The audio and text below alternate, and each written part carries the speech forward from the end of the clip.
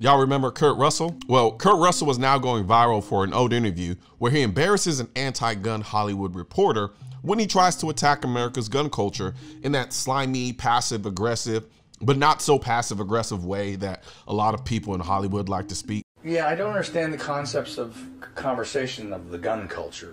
We've lived with guns since, what, the 7th century or something? I don't know. We all know that right now, guns is a trope. It's a, I mean, it's not a trope, it's a totem, it's a metaphor that disenfranchised white guys need. It makes them feel good because they're being You can say what you want, I don't agree with that. So it's not my thing. But it's so, statistically... Well, you can look. If you think gun control or something like that is going to change a terrorist point of view, I think you're like out of your mind. I think you're like, I think anybody is. I think it's absolutely insane. The problem we're having right now is that we don't have the concepts of how to turn it around and say, you know, you may think you've got me worried about what you're going to do. Dude, you're about to find out what I'm going to do. And that's going to worry you a lot more. And that's what we need. That will change the concept of gun culture, as you call it, to something of reality, which is, if I'm a hockey team and I got a guy bearing down on me as a goaltender, I'm not concerned about what he's going to do. I'm going to make him concerned about what I'm going to do. I get that. To stop him. That's when things change. Obama's point was that the guys who are on the no-fly list because of terrorist connections can get a gun pretty easily. They can also make a bomb pretty easily. Yeah. So what? They can also get knives and stab you. What are you going to do about that? They can get cars and run you over with them. What are you going to do about that? What are you going to do about that? They didn't kill the people in San Bernardino. Oh, but they've killed others that way. Haven't they? Yeah. Yes. Yeah. So what are you going to do? Outlaw everything? That isn't the answer. Just put some controls.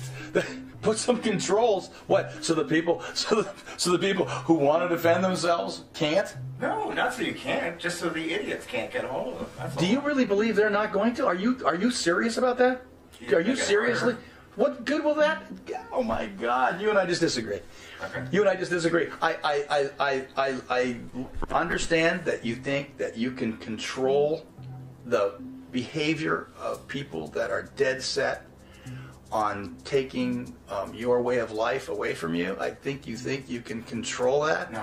And there's only one thing you can do with that, and say, no, dude, that's not going to happen. This interview took place in 2015 when the popular way the anti-gun lobby liked to attack the Second Amendment was to make gun ownership seem uncool by painting the picture that only wacky, racist people on the fringes of society own guns. A gun? Why do you need a gun? It's a disease. What do you need a gun for? This doesn't surprise me because at this time Barack Obama was president and this was his attorney general. I've also asked the school board to make a part of every day some kind of anti-violence, anti-gun message. Every day, every school, at every level.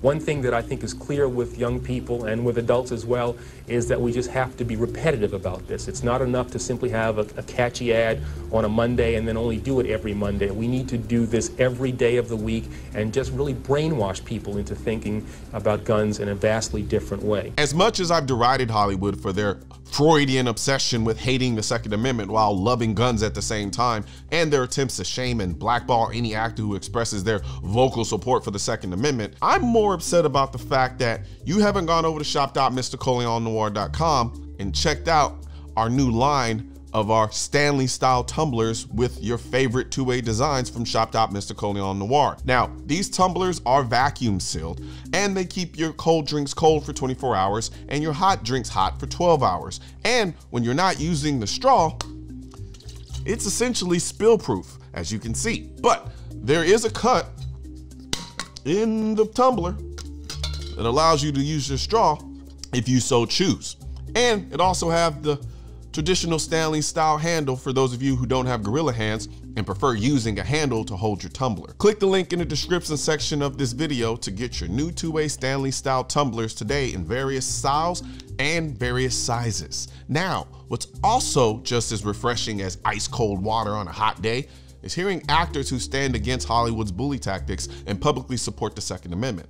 Actors like Brad Pitt who once said this: "America is a country founded on guns," he told the Daily Mail in 2012, just weeks after the shooting at a Colorado showing of The Dark Knight. "It's in our DNA. It's very strange, but I feel better having a gun. I really do. I don't feel safe. I don't feel the house is completely safe if I don't have one hidden somewhere. That's my thinking, right or wrong." Now, this clip is going viral because Kurt Russell does exactly what he says in the clip. "You're on your own." Oh, you mean I can't count on you? No. He brings gun culture into reality, and the reality is we live in a country with over 400 million guns. You really think background checks are stopping criminals from getting guns?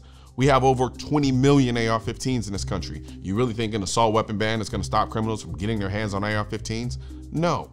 The reality is every gun control law is a law against legal gun ownership. They're designed to make it harder to own a gun legally, which in turn makes committing crimes easier for criminals because more of the potential victims will be unarmed or underarmed. Like I said before, and I'll say it again, the conversation about guns in this country is split between two types of people: those who want the government to keep them safe at all costs, even if it means restricting their rights, and those who don't want their ability to keep themselves safe taken away from them, and the government is just added value. The people who want the government to keep them safe don't realize that the government can't keep them safe because by law they have zero responsibility to keep you safe. So when you ask the government to keep you safe, of course the government is going to tell you to give up some of your rights in order to do so, even though they have no duty to keep you safe, nor can they keep you safe. Your rights as a private citizen is a commodity to the government. The more of your rights they have, the more control they have over you. Giving up rights to the government in order for them to keep you safe is like giving $20 to the homeless guy in the orange reflective vest, waving at you to come park in a parking lot he doesn't own. People should think about that the next time the government tells you they need to restrict your rights in order to keep you safe. And if you really want to see what the current government of the United States thinks about your rights, click here and watch this video about how Joe Biden mocked AR-15 owners thinking it can protect them against government tyranny. It's pretty sad, honestly, and should be something everyone watches to understand how much the government doesn't really care about your safety. And don't forget to leave a comment, like the video, and share and subscribe to the channel, and click the bell symbol so you get notified the next time I release a video.